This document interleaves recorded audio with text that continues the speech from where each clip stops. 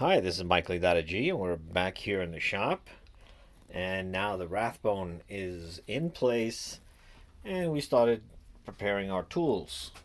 So, this is a turret lathe, similar to the Hardinge HC.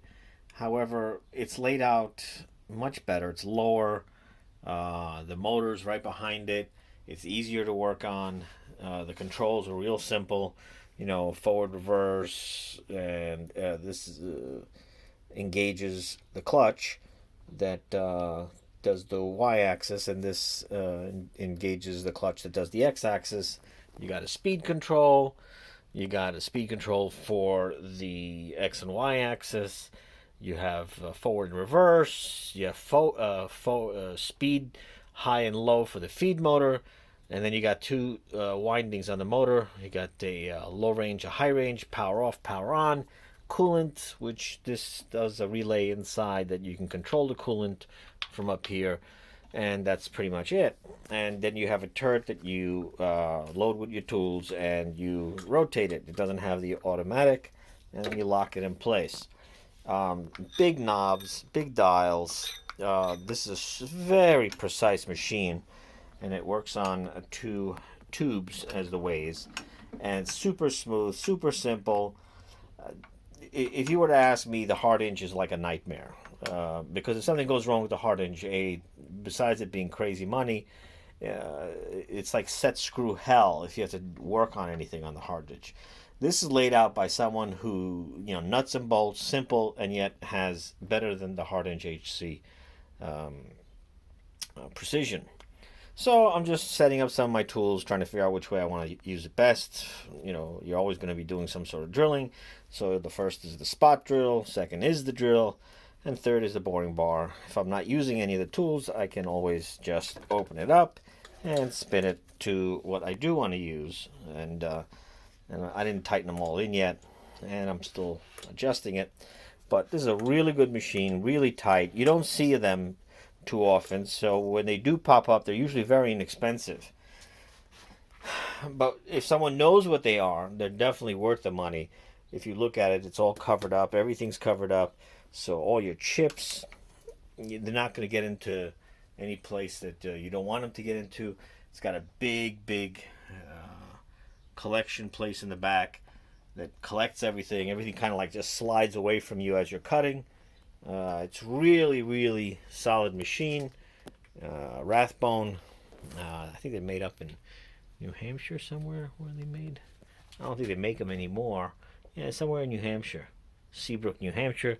They're floating around. You'll find them here and there, but it's a really well laid out machine. Tough as nails, but it's a pleasure to work on them. You're real close to what's going on. If you look at the Hardinge is kind of awkward a bit. The handle's a little too high compared to the Hardinge would be a little too high, and these are easier to read, and you could set up like dial indicators. You got the stop, the multi-stop. Real easy. Let me turn it on for a second. Just got to hit the breaker. And then once I hit the breaker, turn the power on here. And then it's as easy as forward, stop, reverse. Okay. And we do the speed adjust. Come to the dial. I mean, it really is very well made. And then if you want to do the feed motor, center reverse, press the red button. You can see, stop it, go forward, lower the speed. See the red light goes on, this rotates. Okay, you can adjust the speed by hitting the potentiometer. We also have a high speed and a low speed, so I can go off and go to the low, or go back to the high. Stop it here again. Works off of a clutch system, So the motor is still rotating. Turn off the motor. Now it's off. Starts up real fast. And one other thing that's notoriously bad about the Hardinge line is their motor speed pulley. Those are always getting burned out. I can't tell you how many shops I went into and they got like maybe 6 or 8 DV59s and Hardinge HCs or whatever, and the motor just burns out. Just burns out. Whereas this potentiometer control or rheostat control just works so much better. I'm pretty fond of this Rathbone. It's a nice machine. It's very accurate. You can hold tenths on it. Well laid out. It's just a pleasure to work on. And very smooth. Very smooth.